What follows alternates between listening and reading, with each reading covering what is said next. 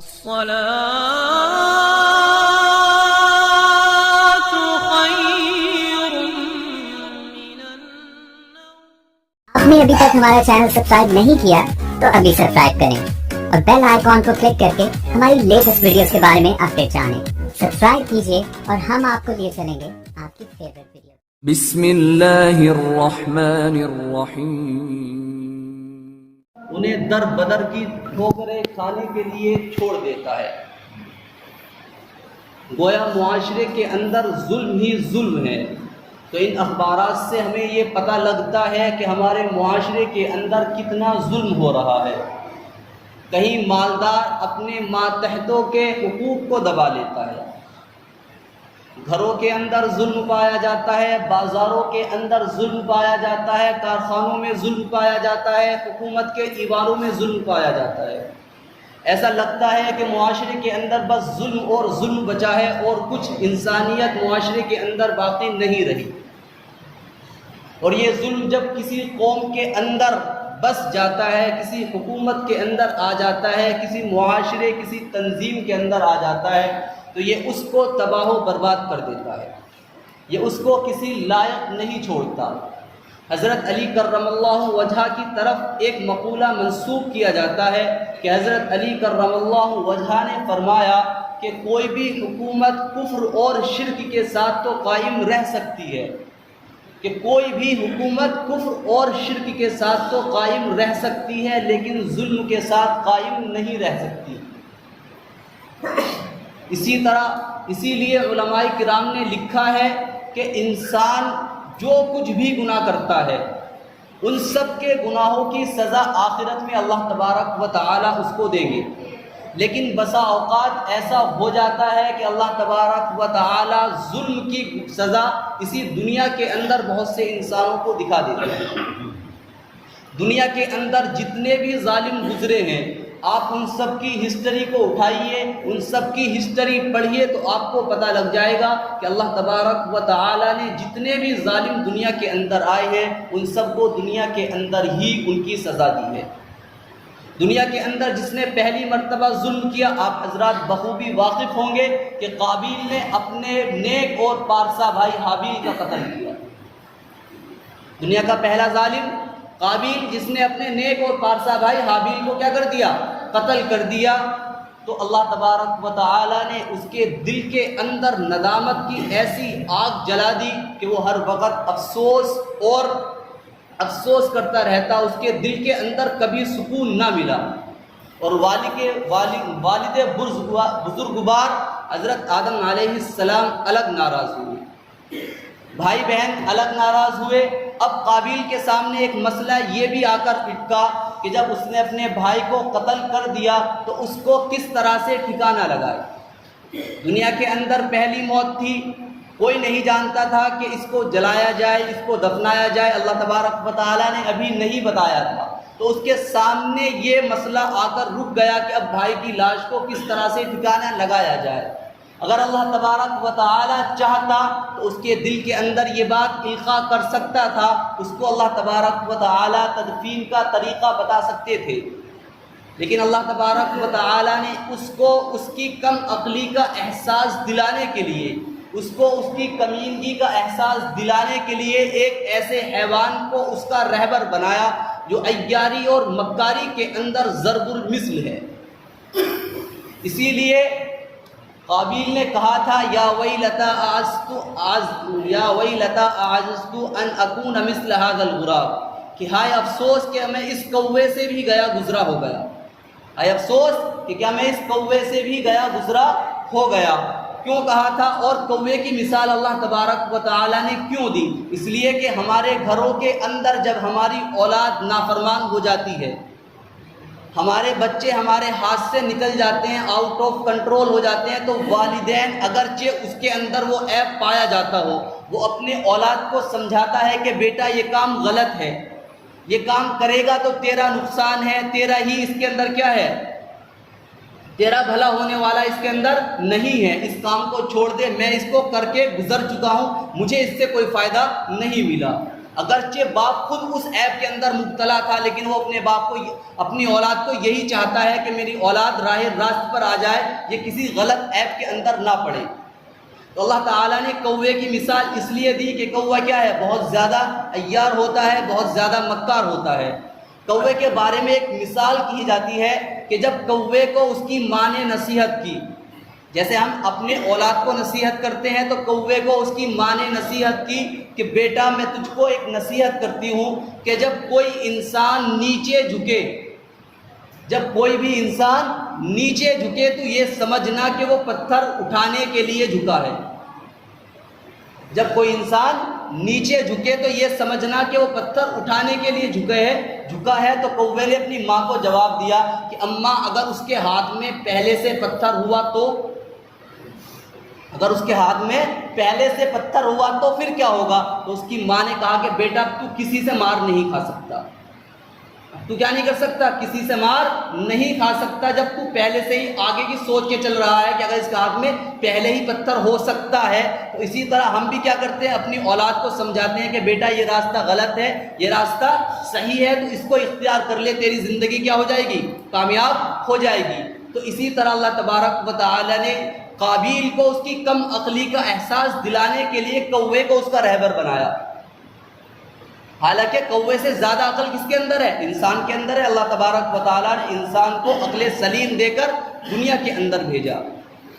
تو اسی طرح اللہ تبارک و تعالیٰ ظلم کرنے والے کو دنیا کے اندر دکھا دیتا ہے کہ اس نے کیا سزا کی ہے، اور اللہ تعالیٰ نے اس کو کیوں، یہ اس کے اوپر جو اسباب آئے ہیں، کس واسطے دنیا کے اندر اس کے اوپر یہ اسباب آئے ہیں۔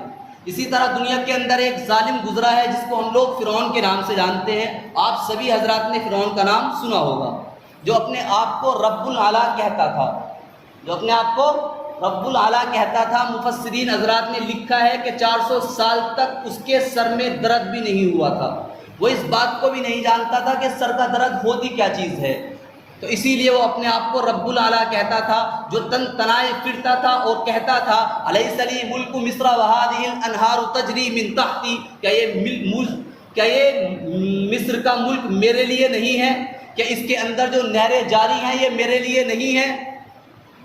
وہ فرعون جس نے ایک مبہم خواب کی وجہ سے بنی اسرائیل کے ہزاروں بچوں کو قتل کر دیا تھا، وہ فرعون جو بنی اسرائیل کے لڑکوں کو قتل کر دیتا تھا اور ان کی عورتوں کو زندہ رکھتا تھا، وہ فرعون جو بنی اسرائیل پر ظلم و زیادتی کے پہاڑ توڑتا تھا، اللہ تبارک و تعالیٰ نے جب اس کو موت دی، وہی نہریں، وہی دریائے جس کو وہ یہ کہتا تھا کہ یہ میری ملکیت ہے، اللہ تبارک و تعالیٰ نے ان میں سے ہی ایک میں اس کو غرق کر دیا۔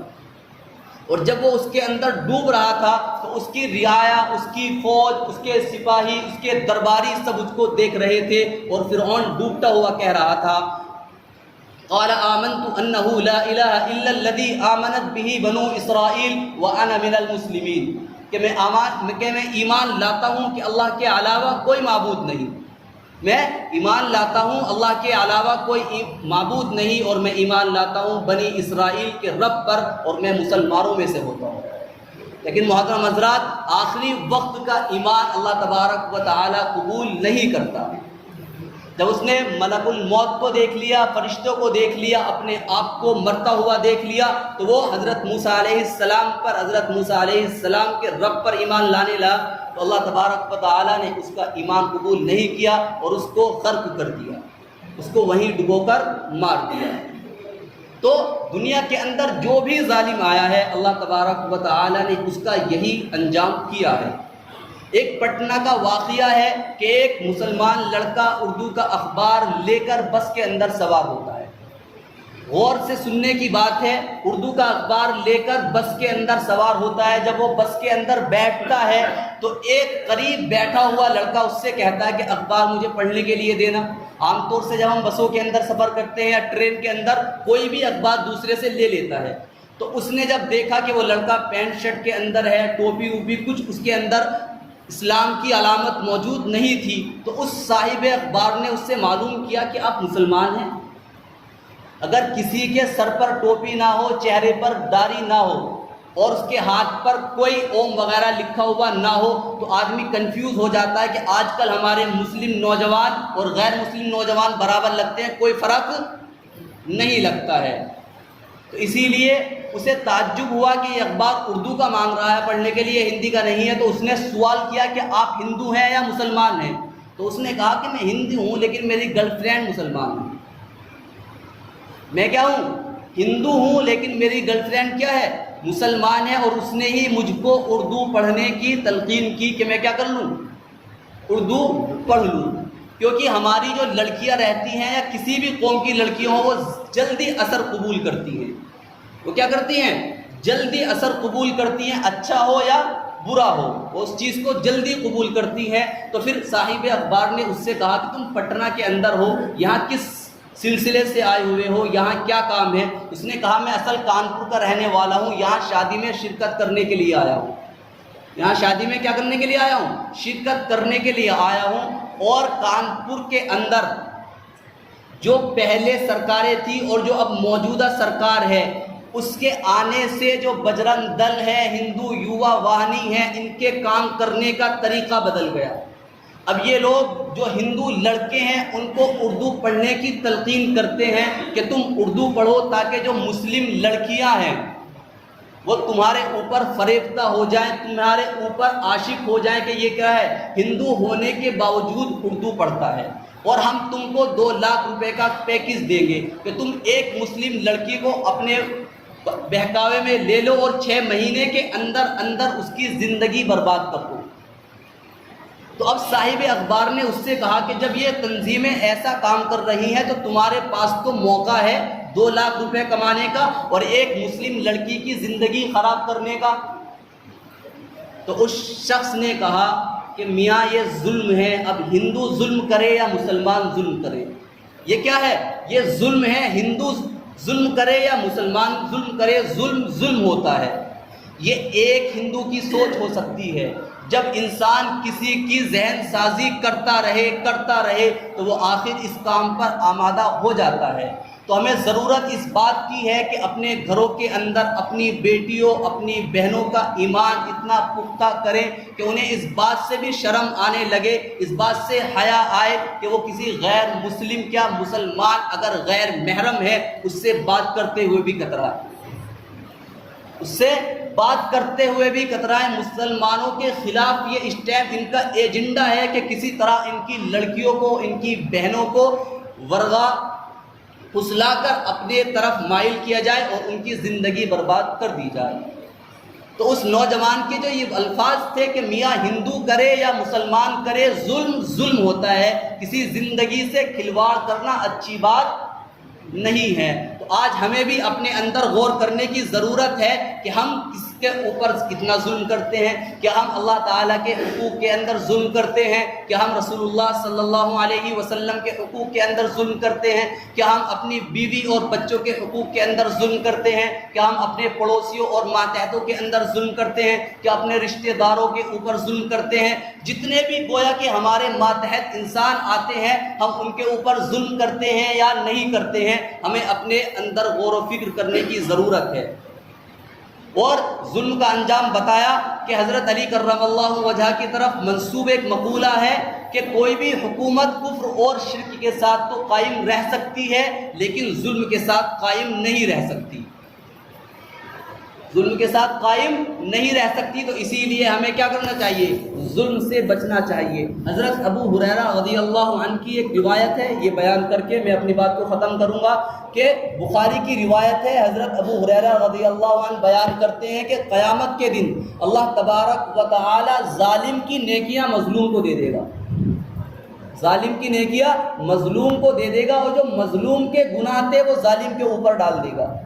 ایک تو ہمارے پاس اتنی نیکیاں نہیں ہیں، اس لیے کہ ہماری عبادتیں مکمل نہیں، ہماری نماز ادھوری رہتی ہے، ہمارے روزے کیا رہتے ہیں؟ ناقص رہتے ہیں، ہمارے صدقات خیرات ہم دکھاوے کے لیے زیادہ تر کر دیتے ہیں، ہمارے حج عمرہ پتہ نہیں قبول ہوتا ہے یا نہیں ہوتا ہے۔ جو تھوڑی بہت نیکی کمائی وہ بھی ظلم کر کے کسی اور کو دے دے، تو ہم سے برا انسان دنیا کے اندر کوئی نہیں ہو سکتا، کہ بڑی مشکل سے کچھ نیکیاں ہاتھ ملی تھی اور وہ بھی بغیر کری کے اندر دوسرے کے پلے کے اندر ڈال دی. تو اللہ کے واسطے ہم سب اللہ تعالیٰ کے لیے ظلم نہ کریں. اللہ تعالیٰ ہم سب کو ظلم سے بچنے کی توفیق عطا فرمائے. اگر آج تک کوئی ظلم کیا ہے تو اس سے توبہ کر لے، اور جس کے اوپر ظلم کیا ہے اس سے معافی